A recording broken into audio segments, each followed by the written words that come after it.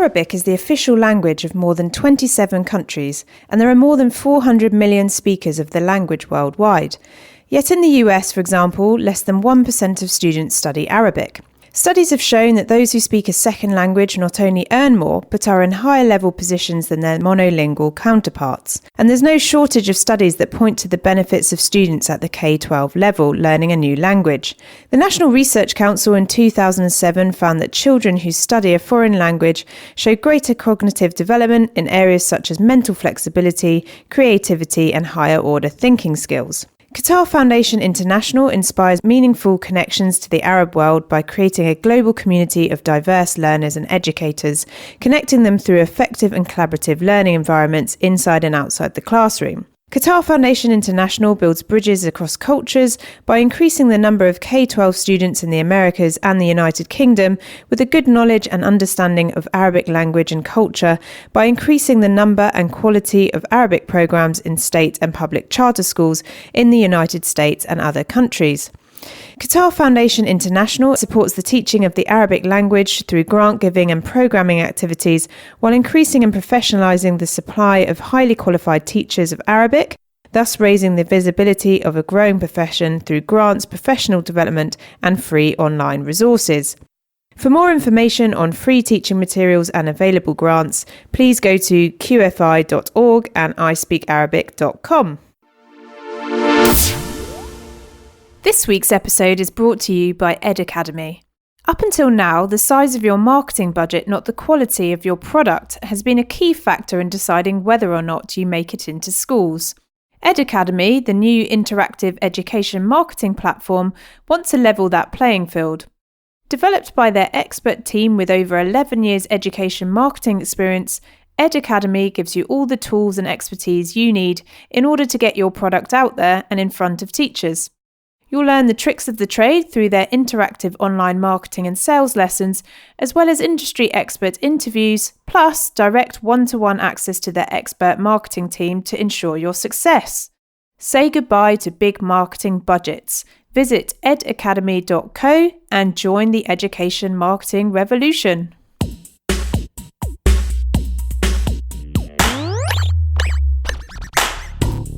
Hello and welcome everyone to this penultimate edition of the ASU GSV Summit series on the Edtech podcast.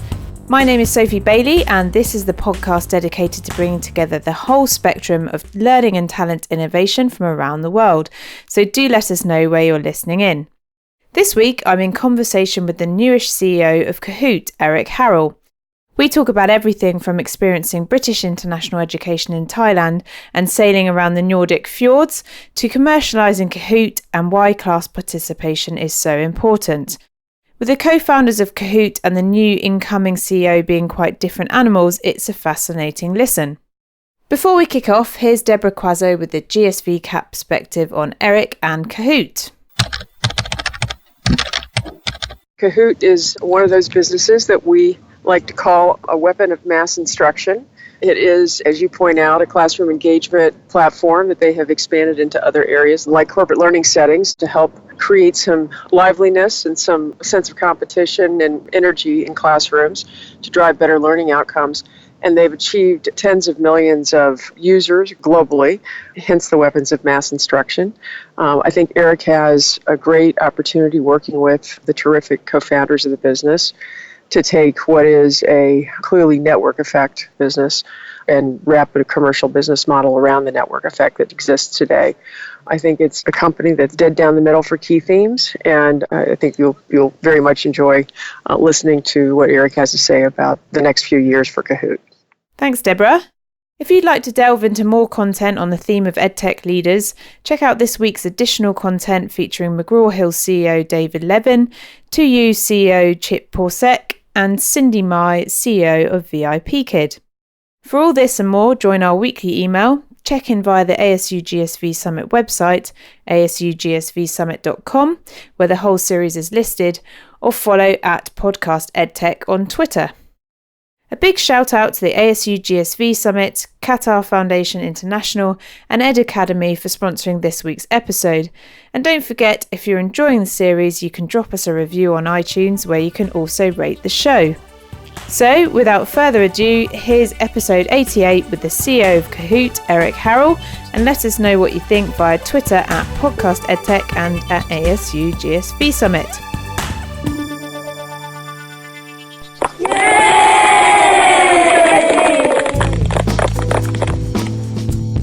So I'm delighted to be here at ASU GSV Summit with Erik Harrell, who is the new CEO at Kahoot. So welcome. Thank you very much. Thank you for being on the show. And if I'm correct, you joined quite recently to Kahoot in October, is that right?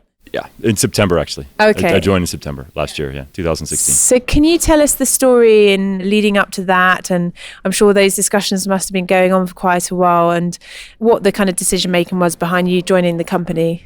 Yeah, sure. No, actually, I first met Johan actually in late 2014. And he was interested in bringing someone on board to kind of help with commercializing the company and sort of growing the company. So initial dialogue was in December 2014, and we kept the lines open. And I worked for 11 years at a company called Opera Software, which is a big consumer company. We have over 350 million monthly active users and a $500 million revenue advertising business, mobile advertising business. But the kind of the core of the company is a browser business. And I think what intrigued him about talking to me was the fact that Opera had been able to figure out how to monetize this browser base. And he was thinking about my background at Opera in a variety of C-level roles and how I could help Kahoot think through how to monetize and commercialize the company. So that's the basis of the initial discussions. And then when Opera was sold last year, then the dialogue got started again in a more serious way. And so I spent a lot of time with Johan and with the co-founders. And Johan even took me out on his boat. So we did a sailboat trip and sailed around we sailed around the Oslo Fjord and had a really good chat about philosophy and business and that kind of thing. And I think we both felt that it was a very good fit. So that's how it all kind of started. Excellent. It's quite an exciting, a hugely exciting role, because I was thinking about Kahoot as a brand, and we have all different people on the podcast, and I always list out the references that get mentioned every week, and Kahoot is probably one of those companies that's always up there. And I think it's kind of like a viral brand. So, in terms of the voting aspect of it, but it's really also the kind of user experience and the delight that I see that kind of has shared what Kahoot is. When I prepared for this, I had down that there were more than 33 million monthly active users. But when I looked on your LinkedIn page, that had obviously gone up. So I thought, well, that's out the window. So do you know what the latest figures are? Yeah, the latest figures were at around 45 million, just actually surpassed 45 million monthly active users. And we've actually added around 15 million monthly active users in the last 8 months. So the growth continues. We're seeing great growth in the United States still, believe it or not, because we have a lot of U.S. students using the product. Well over 20 million monthlies in the United States. Over a third of U.S. students have used the product last month. Over 80% of U.S. students, we estimate, have used the product in the last 12 months. And we're also seeing very strong growth internationally. So outside the United States, over 80% user growth there. So this phenomenon is continues to take off in the United States and continues to grow in other markets like the UK, Canada, Australia. Netherlands, sort of English-speaking and English-savvy countries.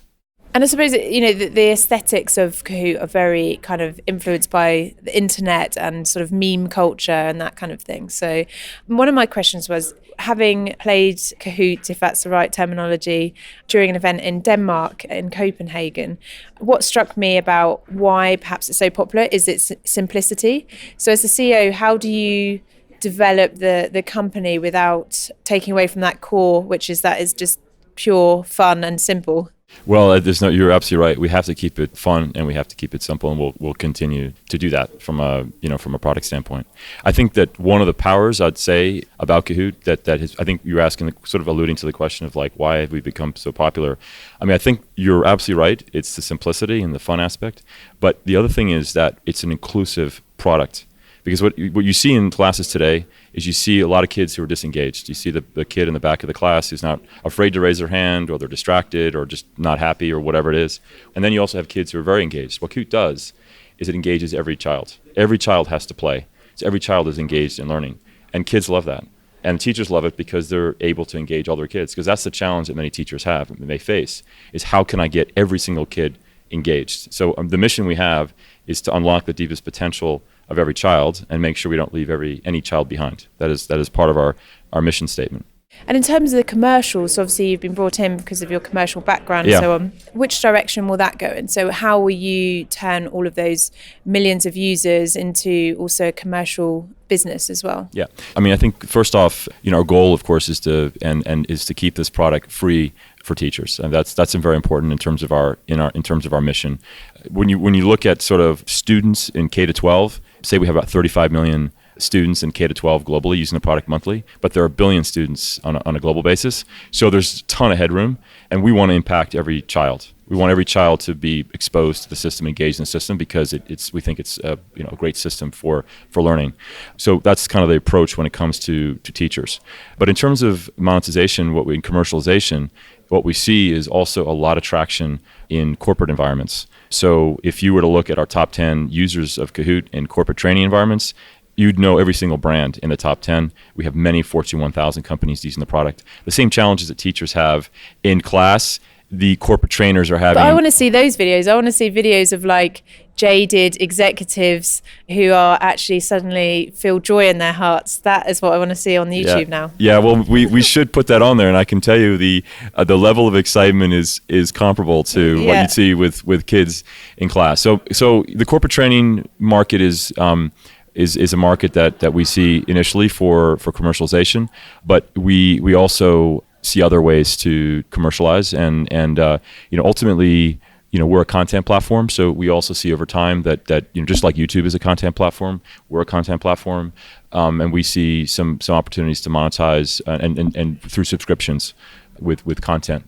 Perhaps inviting other content providers to come into the platform, and then maybe thinking about segmenting that into different content areas, or? Yeah, exactly. I mean, the thing is that at the end of the day, the vast majority of the content, all the content really on the platform is user generated. So, I think that what we're looking at is how can we bring more content onto the platform, which is of value add to our teachers and users. We have a lot of users, and we have 10 million users outside the classroom also who are keen to engage in content. And is Kahoot available in different languages as well? Well, the user interface is in English, but Kahoot's being made in millions of Kahoots being made in Norwegian, Swedish, Finnish, Dutch, many different languages. It's just the user interface, which is in English, but you can create questions and answers in any language. And of course, you can embed images, and you can embed videos, and they can be in any language as well. Yeah. So one of my questions, so when I was out here on Monday, I was moderating a panel on gaming and neuroscience and what has impact and what is a fad.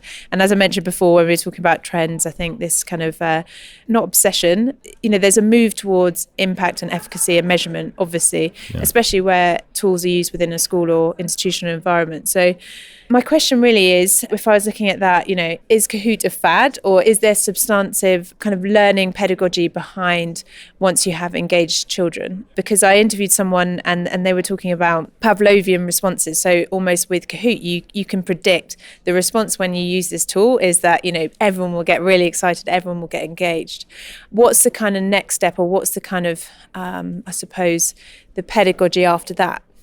Well, I think what's made the company successful is the whole gamification and game-based platforms. That'll continue to be the core. I think we'll continue to add different sort of game modes, in the product, but I think that the success has really come from gaming, and I think that and making it fun and social and emotional and human and engaging and inclusive. So we'll continue to sort of add to that and add sort of game modes and that sort of thing. But I think what is proven out is that games continue to be popular. All right, so all we're doing really, we're taking what works outside the classroom, whether that's Monopoly or FIFA 2017 or Clash of Clans, and we're bringing that approach into education, into learning. And I think the numbers sort of seem to speak for themselves. I mean, and my first month on the job, I went to visit a bunch of classrooms, and I was just so inspired by how kids were so engaged, and the teachers would come up to me and say, that student over there, that kid, before I started using Kahoot, was not engaged in class at all. And now that kid is super engaged when I am using Kahoot. So it has real impact. It's bringing everyone into the mix, gauging everyone. So we have some anecdotal, evidence from teachers are saying that it's improving scores and that sort of thing, but it's only anecdotal at this stage. Do you have plans to kind of catch more of that data? Or? Yeah, I mean, over time we'll work on that. But teachers, again, we have incredible following among teachers. Because there's the quite feedback a community they get out there, isn't there? There is. I mean, you in the U.S. alone, we have over 2 million teachers who've signed up for the product, and I was at we meet with teachers and they're just so enthusiastic about it. I ran into a teacher here and he was just very enthusiastic about Kahoot. So we're lucky to have a great following both with teachers and with students. Yeah, and I have my Kahoot sticker on my recording box, which is very important. So let's find out a little bit more about you. Where did you grow up? What was your own education like? And, what's your own sort of philosophy of education as well, if you were to think about what you think is important and what the purpose of education is? Yeah, sure. My father was a diplomat, so I grew up in Thailand, went to a British school, actually in Thailand, so it was a very strict education from the very beginning, actually. So I went to school mostly overseas in my first 14 years of my life, and then I moved to the US. So I have a bachelor's degree, master's degree, I have an MBA as well, so I've seen a lot of different types of teaching and learning, and I think at my MBA program, it was all class participation, and from a learning point of view, that's one thing that I really gained a lot was the value of class participation, because when you're forced to participate, you just learn a lot more and you are much more prepared. And I think that also speaks to Kahoot, because we're about bringing everyone together. I think the other thing I learned as I've gotten on the job is how important actually teamwork is, and working with people and collaborating with people. And what I see now is, at least my kids are getting educated in Norway, is much more focus on collaboration. So, Kahoot facilitates that. We have the individual mode, we have the team-based mode when you're playing Kahoot. And then also, what we're seeing, a big trend now with teachers, is that they're asking, kids to actually build Kahoots at home with other kids as a homework assignment, and then those kids are then playing those Kahoots in the classroom, the next class. It's the whole peer-to-peer learning thing as well. So they're actually memorizing the information because they're having to build that out themselves. Yeah, so I think that's something that is certainly a big trend. And Kahoot's on top of that one, which is the collaboration piece. And of course, the other thing, this is a bit relevant. This is relevant to our Microsoft Teams announcement, which I don't know if you saw, but no, I didn't. Yeah, but what we're seeing is, of course, that with technology, obviously, the day doesn't end at 3 anymore, right? Learning continues outside the classroom. And that, as I talked about in terms of Kahoot, we're also seeing teachers assign Kahoots to kids as homework, and so you're extending the use of Kahoot from the classroom to outside the classroom. So that's kind of another trend that we see, which is just sort of it's a much longer school day than it was certainly when I was in school. Did you mention that was in a collaboration with Microsoft? Yeah, so Microsoft selected a handful of partners for Microsoft Teams, and Teams it's basically a chat. It's a Slack competitor, which is built on top of 365. And what they're trying to do is they're building basically a digital hub for teachers to collaborate with students, and also with other teachers, but with their students, so they can collaborate and communicate with kids in class and also when they're at home. And we were one of 3 partners that Microsoft chose to be part of this launch of Teams targeting education. So we're one of the kind of tabs that they have in Teams, which make it easy. So it's an integration which makes it easy for teachers to communicate, to send, to talk about Kahoots and play Kahoots within the Teams platform. Which is quite an endorsement of Kahoot to be included in that. It is, and so we're very proud of that achievement, because what it ultimately speaks to is that Microsoft really sees the strength that we have in the classroom. They see that we have a real presence in the classroom, and what Microsoft's about, of course, is making it easy for teachers to communicate with the most popular products, and we're a very popular product, within the classroom. So one question I always ask interviewees is, are there any books, resources or people that inspired you or that you always go back to? It doesn't have to be in terms of browsers or education or business, but have had an impact on how you think, that you would like to share with the listeners? Well, I don't know if you saw the Andre Agassi. I didn't. I saw the vision outside, but I didn't see the... No, I mean, I'm an avid tennis fan. And I play as much as I can on the court as well. And I think Andre is a big inspiration for me. I mean, it's an inspiration as a person, as an athlete, amazing accomplishments as an athlete. So great respect for him. And then what he's done is he's taken his platform, his brand, and he's focused on education. Here's a guy who didn't have an education. I wasn't actually aware of that. No, well, he played tennis. I mean, he did start to get an education. I think he got like a partial high school education, but he didn't get the education that he really wanted because he was so focused on tennis, and his father was pushing him so hard to be a professional tennis player that he didn't get the education that he wanted to have. And so when he finished playing tennis, his focus has been on helping kids in need. So he has his foundation, the Andre Agassi Foundation. So that's an example of a guy I think is very, very inspirational. He's trying to make a difference and have an impact on education because this is our next generation, right? We need to make sure we train our kids to be great citizens and have the 21st century skills, in the future. So he's an example of a person who's, I think, very, very inspirational. Yeah, no, I need to check that out. I think it will be on YouTube afterwards, so I'm going to go and spot I would that. definitely watch it. Just an incredibly inspirational guy. And so do you have any plans that you can reveal for Kahoot in the next 6 months, or is that all under wraps for the time being? No, I think we have some very exciting plans. It'll stay under wraps for now, but we have some very exciting plans. I mean, I think the focus right now is, big picture is really the number one focus we have is really to continue to have impact, to try to get as many kids engaged on the platform, make it as easy as possible for teachers to use the platform, so we don't leave any child behind. This is a platform that, as I said, gets everyone engaged. And this is actually a point that Andre made. He said actually that if you don't sort of intervene with a child around third grade, it becomes much more difficult to influence their direction, going forward. And so we like to think that we can have some impact, and we hope that we can change the direction of all children going forward with our platform because of the inclusivity. How can people follow what you're doing? So are you on Twitter, or is there a way for people to connect with you and obviously with Kahoot, just to kind of keep up to date with what's going on if they're listening into this?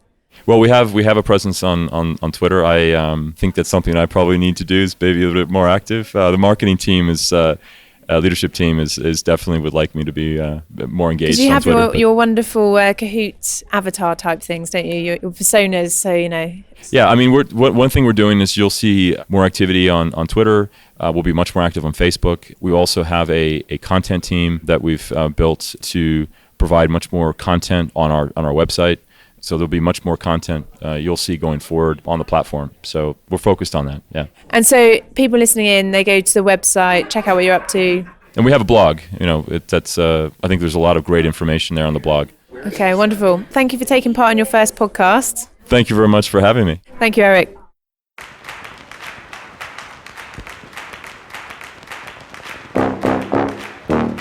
Well, that brings us to the end of this 9th episode from the 10-part ASU GSV Summit series. Don't forget to sign up to our newsletter to find out about our upcoming meetup drinks, cool jobs currently circulating, and other announcements. For full references, show notes, and book recommendations, go to the edtechpodcast.com.